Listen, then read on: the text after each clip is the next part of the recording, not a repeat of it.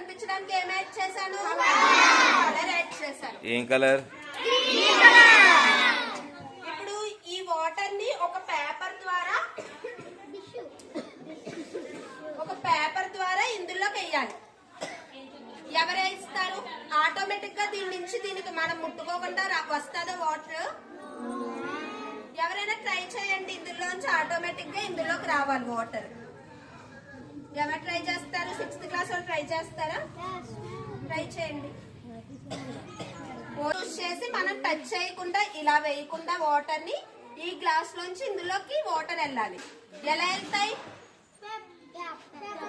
Try చేయండి.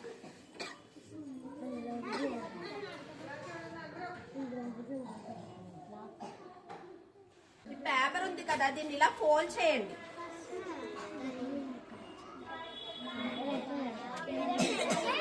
దాన్ని సగం ఫోల్డ్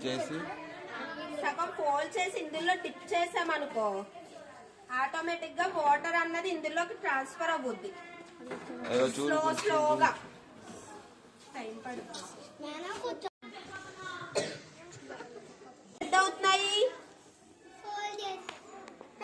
ఒక బీకర్ లో కలర్డ్ వాటర్ ని పెట్టేసి ఇంకో బీకర్ లో టిష్యూ పేపర్ తో కనెక్ట్ చేస్తే కొంచెం టైం తర్వాత ఆ కలర్డ్ వాటర్ స్లోగా టిష్యూ ద్వారా ఇంకో బీకర్ కి వెళ్తాది. ఇది క్యాపిలరీ రియాక్షన్ వల్ల జరుగుతుంది. అంటే వాటర్ ఏదైనా చిన్న గ్యాప్స్ లో పాస్ అవుతాది, ఎక్స్టర్నల్ ఫోర్స్ లేకుండా.